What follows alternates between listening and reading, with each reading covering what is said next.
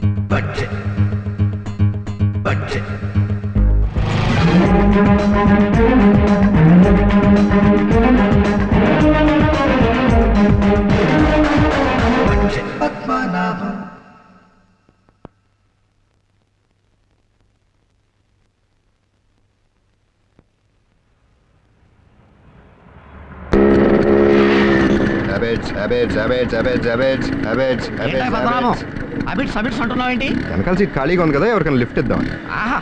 ఏం అదృష్టం, ఇవాళ బస్సులు స్ట్రైక్. ఆటోలో వెళదామంటే 40 రూపాయలు అవుతుంది ఎలాగా అని ఆలోచిస్తున్నాను. మనం ఒకే ఆఫీస్ కాబట్టి నాకు లిఫ్ట్. సరే ఎక్కండి.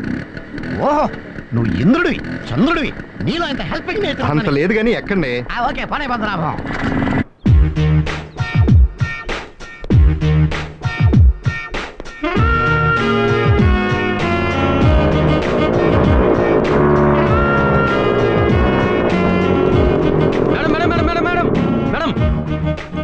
ఇది పద్మనాభం గారు బండి పెట్టే ప్లేస్ మేడం. అయితే ఏమిటి, మా ఇద్దరు స్కూటర్లు ప్రేమించుకుంటున్నాయి, ఇలా జోడిగానే నిలబడతాయి. నీ పని నువ్వు చూసుకో. Gopi, good morning sir. ఏం రమ్య బండి ఎక్కడ ఉంది? ఆవిడ బండి మీ స్కూటర్ ని ప్రేమిస్తున్నాడు సార్. పక్క పక్కన ఉంటే బాగుంటుందని, మీకు జోడీగా ఉంటుందని. బళ్ళకే కాదు జీవితంలో కూడా మనకి జోడీ లేదు. తీసేయి, వెంటనే తీసేయి. ఇవ్వండి. ఏంటి ఇచ్చేది? ఓహో, లిఫ్ట్ ఇచ్చినందుకు థ్యాంక్సా? Thank you. చెయ్యి ఎవరికి కావాలండి? లిఫ్ట్ ఇచ్చినందుకు 20 రూపీస్ క్యాష్ కొట్టండి. Cash cash lift cash. ఇచ్చి డబ్బులు అడగడం అన్యాయం ఇది. ఏంటండి అన్యాయం? ఆటోలో వస్తే 40 రూపాయలు అవుతుందని మీరే కన్నారు. అందులో సగమేగా నేను అడిగింది. క్యాష్. అంటే లిఫ్ట్ ఫ్రీగా ఇస్తారు కదా.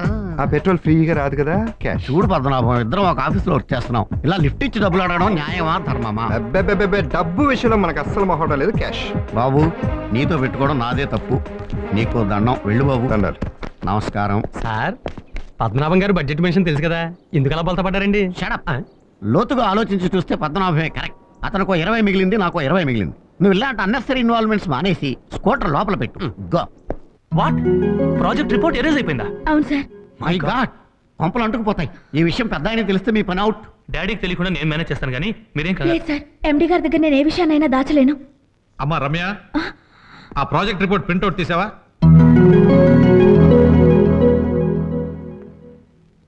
సారీ సార్, రిపోర్ట్ మొత్తం అరేంజ్ అయిపోయింది. What nonsense! మీ డ్యూటీ మీద మీకు రెస్పెక్ట్ లేకుండా పోతుంది. ఏం జరిగింది sir?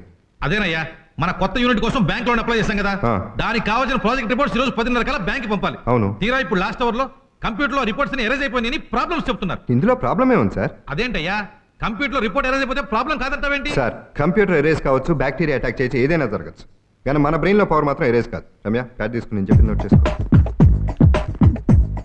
Unit building construction area cost 80,90,350 rupees.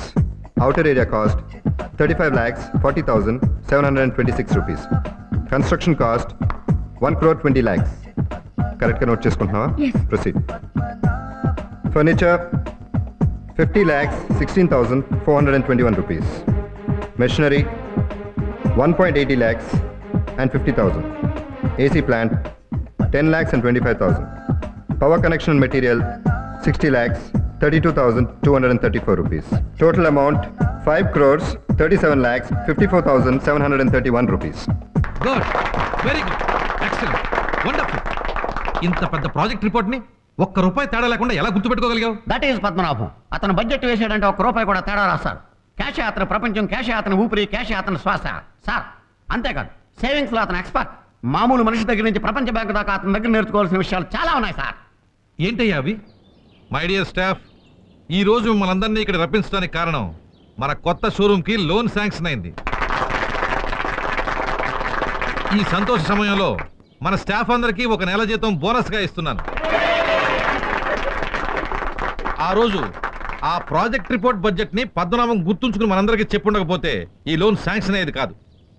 అందుకే మిస్టర్ పద్మనాభం గౌరవార్థం ఈ రోజు మీ అందరికీ ఈ ఓషన్ పార్క్ లో విందు అరేంజ్ చేశాను. Enjoy your self. సార్, బోనస్లు ఇచ్చారు, బానే ఉంది. భోజనాలు ఎందుకు సార్ వేస్ట్? బాబోయ్ పద్మనాభం, మమ్మల్ని కాస్త భోంచేనివయ్యా బాబు. అలా అంటావేంటయ్యా? అవును సార్, సొమ్ములు ఊరిని వేస్ట్ చేయకూడదు. బాబు, ఏం చేయాలో నీకు బాగా తెలుసు కదా, మాకు కూడా చెప్పు, నేర్చుకుంటాం. చెప్పవే పద్మనాభం. చెప్పు.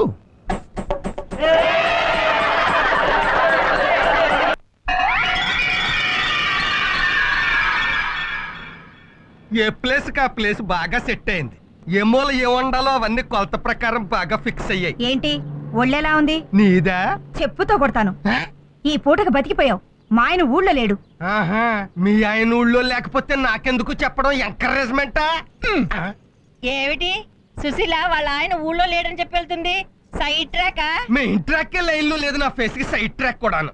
సైట్ కొందట వాస్తు చూడమంది. నీ బోర్డు వాస్తు గురించి అడుగుతుందా? నీ వాస్తు విని 10 రూపాయలు ఇచ్చే దిక్కు లేదు. నీ మొహానికి బోర్డు ఒకటి, దానికి ఖర్చైన 100 రూపాయలు ఇంతవరకు సంపాదించలేదు. వాస్తట వాస్తు, పద లోపలికి. నన్ను మరీ అంత తేలిగ్గా తీసి పారాయకు. ఏ ఆ శాసగిరిరావు గారు నా వాస్తు విని లక్షాధికారి అయిపోలేదా? అంతకు ముందు వాడు కోటీశ్వరుడు. నీ వాస్తు సలహా విని లక్షాధికారి అయ్యాడు. నీ వాస్తు సలహా విని మా ఊరి ఎమ్మెల్యే ఏమయ్యాడు? ఆడికంటే ఊరు నడిబొడ్లో శిలా విగ్రహం ఎట్టించేసుకున్నాడు. టెర్రరిస్ట్ చంపేశాక. అది సరే గాని నీ వాస్తు మీద ఎంత సంపాదించావు చెప్పు నాకు. ఏమో నాకేం గుర్తే, వచ్చింది వచ్చినట్టు అదిగో శబరిమలలో ఏనుగును మేపడానికి సరిపోయినట్టు ఈడికి సరిపోతుంది. చిచి, కన్న బిడ్డను పట్టుకుని ఏమిటా మాటలు? కన్న బిడ్డ కాదాడు, కొన్న గ్రైండర్. అమ్మా ఆకలేస్తోందమ్మా. విన్నావా? ఆడి జీర్ణశక్తికి సమాధానం చెప్పడానికి నా జీవశక్తి చాలడం లేదు. ఇదిగో మీ బ్రదర్ పద్మనాభం దగ్గరికి వెళ్ళు, 1000 అట్రా. ప్రతిసారి వాడి దగ్గరికి వెళ్ళి అడుక్కోవడానికి నీకు సిగ్గుగా లేదు? నాకు సిగ్గుగా ఉండబట్టే నిన్ను వెళ్ళమంటున్నాను. ఎంతైనా అక్క తమ్ముళ్ళ సెంటిమెంట్, నువ్వు కన్నీళ్ళు ఎడితే కాదంటాడా? నానా నువ్వు ఉండ్రా. చూడు, ఈ కాలంలో రక్తం పంచుకుని పుట్టిన వాళ్లే ఒకరికొకరు సాయం చేయడం లేదు. వాడు పిన్ని కొడుకైనా పిచ్చి వెదవ కాబట్టి మనం అడిగినప్పుడల్లా ఇస్తున్నాడు. ఇక నోరు మూసుకొని లోపల. నానా ఫైనాన్స్ మ్యాటర్స్ మాట్లాడుకుంటుంటే ఆ పిచ్చిన కాకిలా కావుకావు అంటావు నువ్వు ఒకడు. అయ్యో మన ఇంటి ఓనర్ వస్తున్నాడు నాన్న. సుబ్రహ్మణ్యం ఇవాళ అద్దె ఎలా ఇవ్వ చూస్తా. నువ్వు ఇంట్లోకి వెళ్ళి దాక్కో. అలవాటు ప్రకారం నువ్వు లేవని చెప్పి పంపించేస్తాను. అన్సీజన్ లో నీకు ఎంత బ్రెయిన్ ఎలాగొచ్చేసిందిరా. ఇప్పుడు చూడు నువ్వు ఉన్నాడు సంగతి నేను చెప్తాను. ఒరే తిరుపతి, మీ నాన్న ఇంట్లో ఉన్నారా? ఉంటే మాత్రం ఉన్నాడని చెప్తావా? హౌస్ ఓనర్ కి లేడని చెప్పాలని నాకు తెలుసు. మీ ట్రిక్లని నా దగ్గర ట్రక్కు వెదవని. ఒరే నా 4 నెలల అద్దె ఇవ్వకపోతే ఇవాళ మీ సామాన్ అంతా బయటపడేస్తాను. ఏమనుకుంటున్నారు ఏమిటో? అయితే సత్తాను అంతే కదా. అయ్యో ఏం చేస్తున్నారండి? సూసైడ్. మరి మెడకి తాడు కట్టుకుని ఉయ్యాలుగుతాను అనుకుంటున్నావా? ఇప్పుడు నేనేమన్నానని సూసైడ్ చేసుకుంటున్నారండి? నేను రేసుకోవడం అయితే పిచ్చి మొహమా? మన హౌస్ ఓనర్ టార్చర్ భరించలేకపోతున్నాను. నేను బతకను. అయ్యో అద్దె కట్టకుండా ఆత్మహత్య చేసుకుంటున్నాడు ఏమిటి? ఇదిగో నా జేబులో ఒక లెటర్ పెట్టి మరీ చచ్చిపోతున్నాను. మర్చిపోకుండా పోలీస్ స్టేషన్ లో ఇయ్యి. ఏమిటా లెటరు? వీలునామానా? అద్దె కట్టడానికి దిక్కు లేదు, వీలునామా రాయడానికి ఆస్తులు అక్కడ చచ్చాయి. ఈ లెటర్ లో నా మరణ వాంగ్మూలం ఉంది. నా చావు కారణం ఆ హౌస్ ఓనర్ అని రాసేశాను. ఫినిష్. మీరు ఊరుకోండి. మీరు చచ్చిపోతే అద్దె ఎవరు కడతారండి? నా శవాన్ని హౌస్ ఓనర్ కి ఫ్రీగా ఇచ్చేయి. వినియోగదారుల కోర్టులో నష్టపరిహారం కింద ₹1,00,000 ఇస్తారు. బ్యాంకులో వేసుకో. నేను చచ్చాక సూసైడ్ హౌస్ అని ఇంట్లోకి అద్దెకి దిగడానికి ఎవరు రారు. నువ్వు హ్యాపీగా ఉండు. నేను అప్పుడప్పుడు వచ్చి ఇంటి కప్పు నుంచి తొంగి చూసిపోతా. Cup cup. ఇదిగో సుబ్రహ్మణ్యం, నేను అద్దె కోసం రాలేదు. ఇంటి కప్పు కారుతోందన్నావు కదా, బాగు చేద్దామని వచ్చాను. ఊరి దుర్మార్గుడా, ఈ మొక్క ముందే చెప్పి ఆడవచ్చుగా. నేను తొందరపడి హ్యాంగ్ చేసేసుకుంటే ఏమయ్యేది? తప్పక చచ్చుండేవాడిని.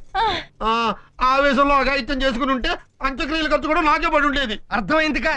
వాస్తు ప్రకారం ఇంటికి కలర్ బాగులేదు, అర్జెంట్ గా మార్పించు. నువ్వేం చేయమంటే అది చేయిస్తాను నాయన.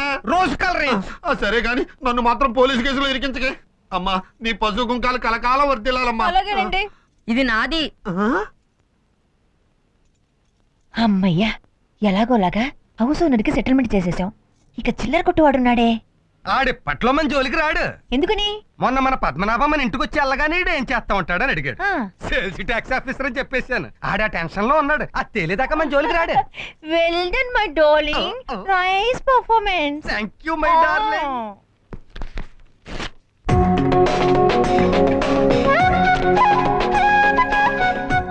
కళలు ప్లస్ కల్పన ఇస్ ఈక్వల్ టు ప్రేమ. ప్రేమ దోమ.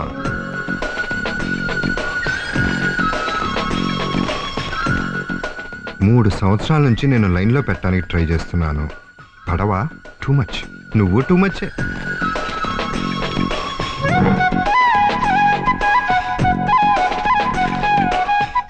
నా కోసం నీ గుండె తలుపులు ఎప్పుడు తెరుస్తావు? తలుపులు కిటికీలు తెరవడానికి ఏదైనా బెడ్రూమా?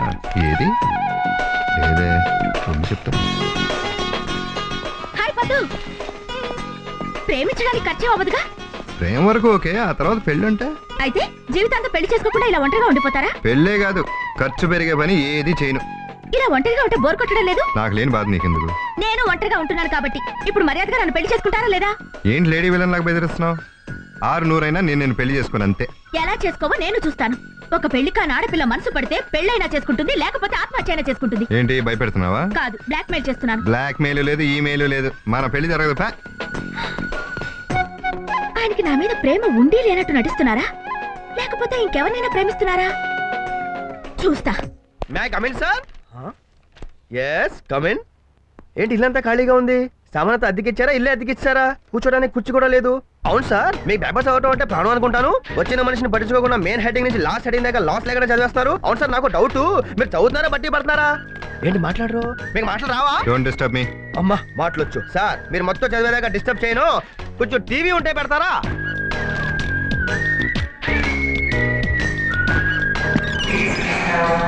ఏంటిది, పక్కింట్లో టీవీ చూస్తారా? ఏ మన టీవీ లేదా?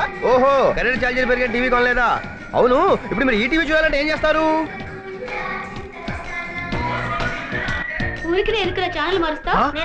టీవీ ఎక్కడ, రిమోట్ ఇక్కడ. అంటే వాళ్ళ కొన్న టీవీకి రిమోట్ మీరు కొన్నారా? లేదు, వాళ్ళ అబ్బాయి ఆడుకుంటూ రిమోట్ ఇక్కడ వదిలేసలేదు. అంటే రిమోట్ కూడా ఓసీయేనా? మీ ఖర్చుతో కొనేది పేపర్ ఒకటే అనమాట. సార్ పేపర్ ఇవ్వండి సార్, పక్కింట్లో ఇవ్వాలి. రాయ్, ఎవరు నువ్వు? ఆయన పేపర్ ఏం చదువుతుంటే డిస్టర్బ్ చేస్తావు? పేపర్ అయిందా మీకు అలా చెప్పారా? పేపర్ కొనే మహాన్ అది. అంటే పేపర్ కూడా కొనరా సార్ మీరు?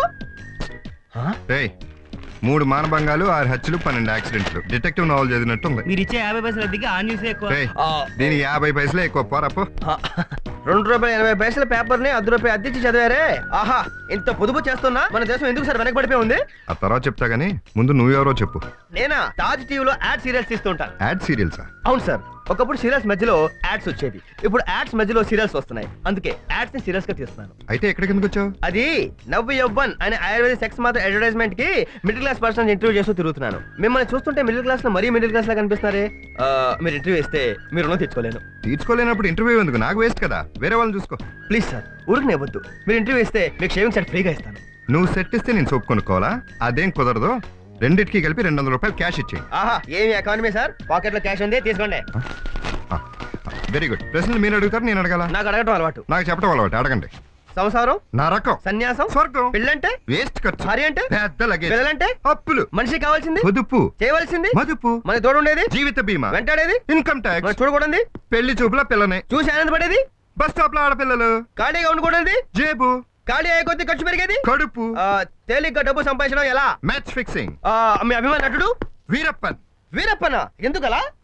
కానీ ఖర్చు లేకుండా గత 14 ఏళ్లుగా 2 రాష్ట్రాలని పరిపాలిస్తున్నాడు కాబట్టి. ఆహా, పద్మనాభం గారు, మిమ్మల్ని అర్థం చేసుకోవడానికి కన్నడ రాజ్ కుమార్ కూడా సరిపడు. ఆ పాదాలు ముందు పెడితే ఓ క్లోజప్ తీసుకుంటారు సార్. ఎందుకో? మా ప్రేక్షకులు కూడా దండం పెట్టుకుంటారు. పద్దు, ఒరే పద్దు, ఎలాగున్నావురా తమ్ముడు? హాస్పిటల్ పేషెంట్ అడిగినట్టు అదే అడగటం. సార్, ఎవరి వైద్య బృందం? రే బామ్మర్ది, నార్త్ వైపు నిలబడి ఉన్నావు. వాస్తు ప్రకారం ఈస్ట్ వైపు తిరిగి మాట్లాడితే మంచిది. ఎవరికి? మీకా? కాదు, మనకే. ఎరా తిరుపతి, బాగున్నావా? Tirupati suitable name. కొండ మీద తుండేసినట్టు ఎంత ముందు వస్తాడో ఎదవా. రాస్కెల్, నీ కళ్ళకి ఎలా కనబడుతున్నాను రా? లావుగానే కనిపిస్తున్నావు. చూడు నాన్న, వీడేమంటాడు? ఎవరా నువ్వు? నా బిడ్డ నా ఇష్టం. అసలు అంతర్దృష్టి తగిలి ఎంత అయ్యాడు, నువ్వు కామెంట్ చేస్తావా? Good, very good, nice face. అలాగే ఉండండి, క్లోజప్ తీసుకుంటాను. గ్రాఫిక్స్ లో జిరాఫీ ఫేస్ కోసం వెతుకుతున్నాను. Correct matching. నా మొగుడిని పట్టుకొని జురాసిక్ పార్క్ లో జిరాఫీ ఫేస్ చేస్తున్నాడంటావా? బావు వీకే, అక్కే పవర్ఫుల్. వదలరా పర్వతం. అక్క అక్క, ఏంటి ఇలా సడన్ గా ఊడిపడ్డారు? అది అసలు మేము ఎంత బాధల్లో ఇక్కడికి వచ్చామో తెలుసా బామ్మర్ది? ఏమైంది? అదేంటి బామ్మర్ది, మా హౌస్ ఓనర్ రోజు రోజుకి అంత దుర్మార్గుడు అయిపోతున్నాడు. ఏం చేశాడు? చేయడం ఏంటి, 1వ తారీఖు వస్తే అద్దెడిగేస్తున్నాడు. మేము లేకపోతే ఎవరిని అడుగుతాడో చూద్దామని ఇక్కడికి వచ్చాం తమ్ముడు. సరే, నేను ఆఫీస్కి వెళ్ళాలి. ఎలాగో వచ్చారు కదా, ఒక 5 నిమిషాలు ఉండి వెళ్ళిపోండి. 5 నిమిషాలు ఉండి వెళ్ళిపోవడమా? సరే, చేసేది ఉంది, అందిట్టు కొట్టు. ఎందుకు? మరి తిరిగి అక్కడికి వెళ్ళాలంటే రెంట్ లో అడ్వాన్స్ అన్నా కొట్టాలి కదా.